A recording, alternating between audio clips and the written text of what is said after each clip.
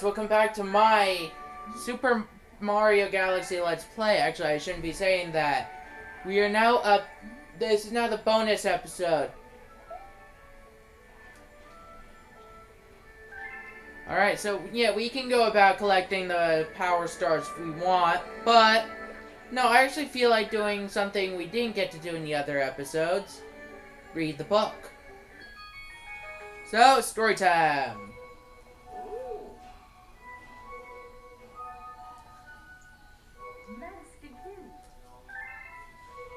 And I won't be doing it with her voice that I used in the LP. No, I'll be using my own. So, I'm the narrator. Let's just do that. Chapter 1, The Celestial Duo. Our story begins a very, very long time ago with a young girl. One day, this girl spotted a rusted spaceship holding a small star child. "What's your name? Are you lost?" the girl asked the star child. "I'm Luma, and I'm waiting for Mama. She's coming for me on a comet," said the star child, who had been waiting day and night. "Don't worry, I'll wait with you," the little girl promised Luma. At nightfall, the little girl borrowed her father's telescope and peered into the sky. She looked and looked, but saw nothing. Hours turned into days, and then years, but still the sky revealed nothing. Finally, the little girl sighed and said to Luma, "If we stay here looking much longer, I'll be an old lady soon." But then she had an idea. "Why don't we go out there and find your mother ourselves?" The little girl and Luma fixed up the rusty spaceship, and then the two set sail into the starry sky. And this is how the search for the celestial mother began. Episode 2, Starbitch. Days passed with no sight of the comet, or even a single planet. Instead, asteroids extended for as far as the eye could see. "If I had known it was going to take this long, I would have packed more jam," said the little girl above the rumble of her belly. Before they left, she had packed all the essentials: telescope, butterfly net, stuffed bunny, bread, milk, jam, and apricot-flavored tea. But I forgot to bring water. At this, Luma burst into gales of laughter, and the girl began to pout. "As long as I have Starbitch, I'll be fine," said Luma. "Want some?" The little girl couldn't stay mad after hearing this. Luma continued to laugh, and the girl couldn't help but join in. "Alright, maybe just a nibble."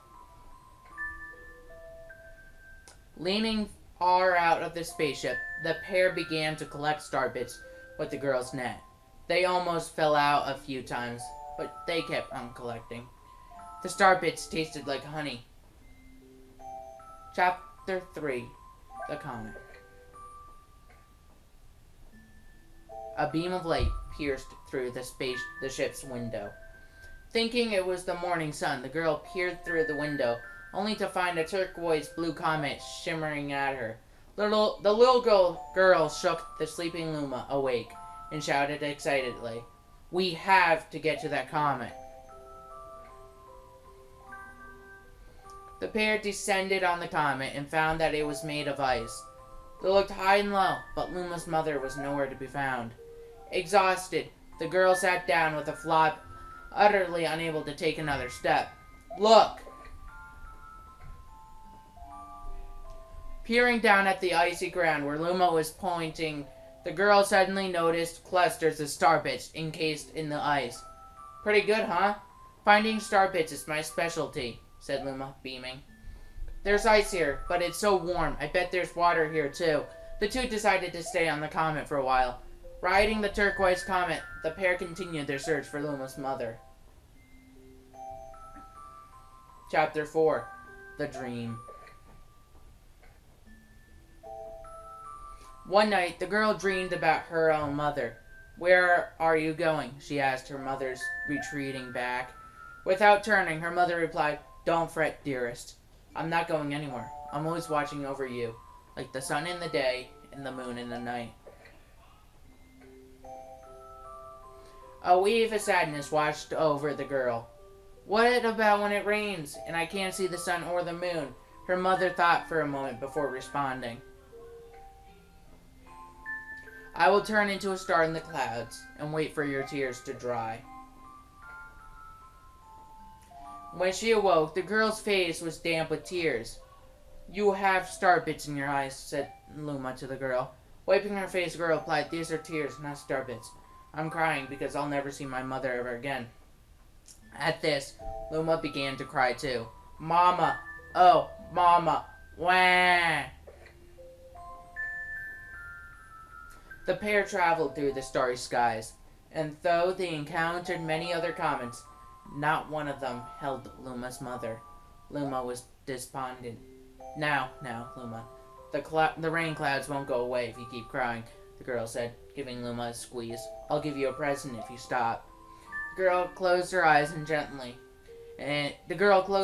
and said gently, I'll take care of you. With these words, she felt a small spark in her heart. Chapter 5. Home. The kitchen will go here, and the library will go over there, the girl said, busily to herself. We'll put the gate here. And ever since the girl took Luma under her care, she'd been bustling about at a feverish pace. It's a lot of work, but it's worth it to make a happy home. It turned out that starbits weren't the only things buried in the ice. There were tools like furniture, unlike any they had ever seen, and the girl used them to build a home. Looking at the completed house, Luma remarked, Don't you think it's awfully big for just the two of us?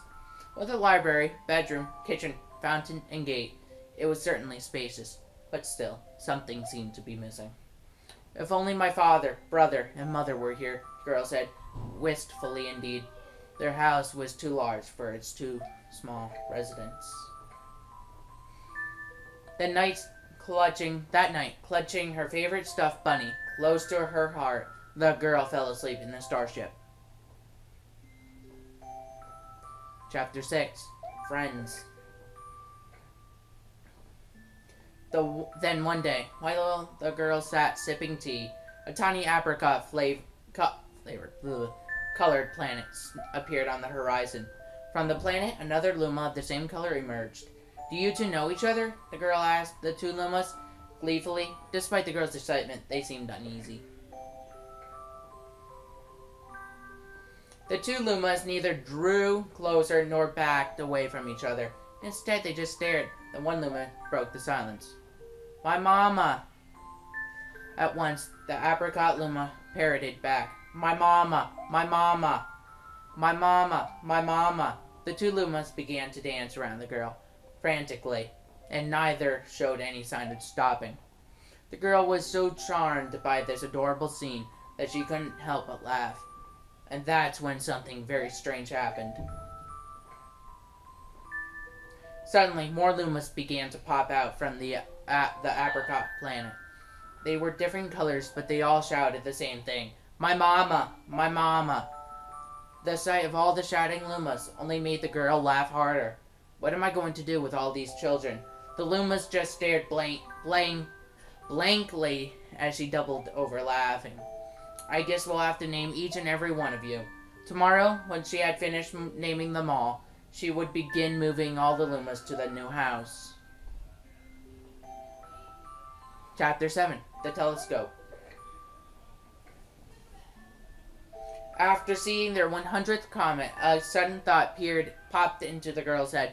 I wonder if my home planet is still as blue as it was. That's when she remembered her father's telescope. Peeking into the telescope, a tiny blue dot floated into sight. It was smaller than a starbit. How strange, it's so far away, but it feels so close. She twisted the knob of the telescope, and the blue dot grew until she could make out a greasy hill dotted with flowers. It seemed very familiar to her. Zooming even closer, a terrace on the hill came into view. I used to go stargazing there when I lived on my home planet. She remembered rubbing the sleep out of her eyes as she followed her father up that hill to look at the stars. She remembered how she and her brother would sled down that hill. She remembered having picnics with her mother on that hill on bright and windy days. And I want to go home. I want to go home right now. Girl burst into tears, and she and the Lumas didn't know what to do. I want to go home. I want to go back to my house by the hill. I want to see my mother. The girl was shouting now, her face wet with tears. But I know she's not there. I knew all along that she wasn't out there in the sky. Because she's sleeping under the tree on the hill. The girl's cries echoed through the stars, and a hush fell over the area. Chapter 8. The Wish. Though usually quite cheery, one day the girl became sad again. Luma drew closer and tried to comfort her. Mama, you still have me. And don't be sad about your mama, because she's a part of you. That means she's always close by. It's like me. I love Starbitch because they remind me of my mama. No, the girl said, unable to stop the tears. A lonely look flickered across Luma's face, but it was soon replaced by a wide grin. I have an idea. I will transform into a soaring comet that can carry you all on this journey. With that, Luma trailing bands of light soared high into the sky, and just as quickly started to plummet back down. Kaboom! Kablam! The ground shook and a bright light poured out of the crater that the Luma had created.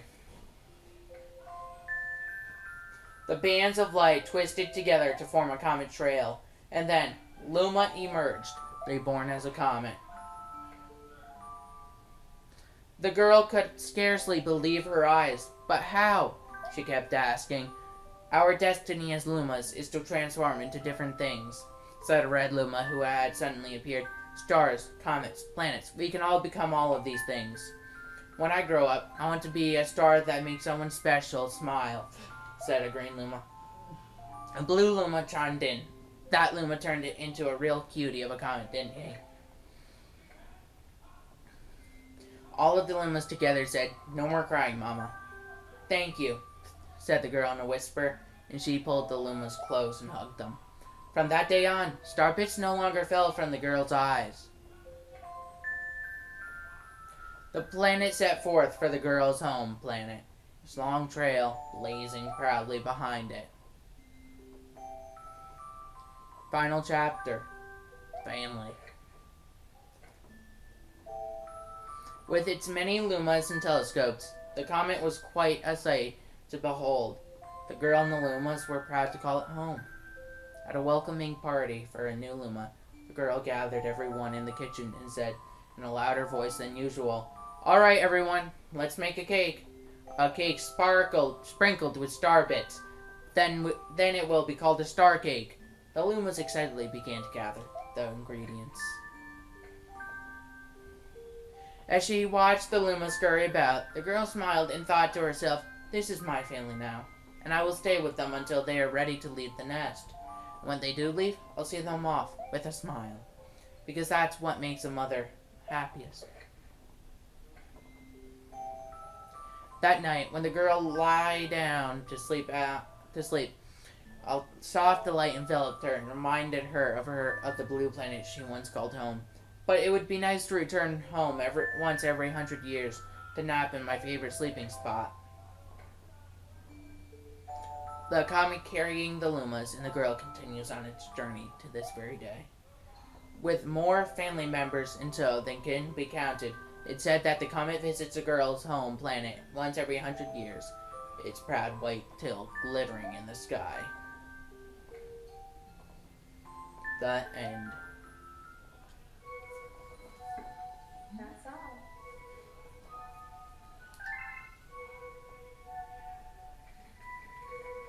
And that's it for this bonus episode. There will be another one at an unknown date, so please don't ask me when it will be, because I don't know. I actually decided to upload this quite a few like Tuesday at night, so I'm not sure when the next one will be uploaded. So anyways, guys, hope you enjoyed this. This is the second to last part to my Super Mario Galaxy Let's Play.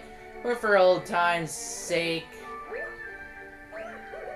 I'll see you guys. For old time's sake, let's go and do something funny. Okay? Let's go and do something. For old time's sake, hey bro! Hey bro, you're looking for power stars, right? Let me help. I think you might have missed one in the Good Galaxy. If I find out, I'll write you a letter. Keep your eyes peeled. Blah blah blah. Might do a few more bonus episodes just to show off a few things that I didn't get to show. But anyways, the next time on Super Mario Galaxy... what am I saying? Who knows? I'll see you guys next time. I'll just end it here before I get on a rant. You know how I get with the games, if you know me that well. I usually end up talking and talking. I'll see you guys next time. This has been Nintendo LPRC Dude, signing out for possibly the second or third last time. Adios for Super Mario Galaxy.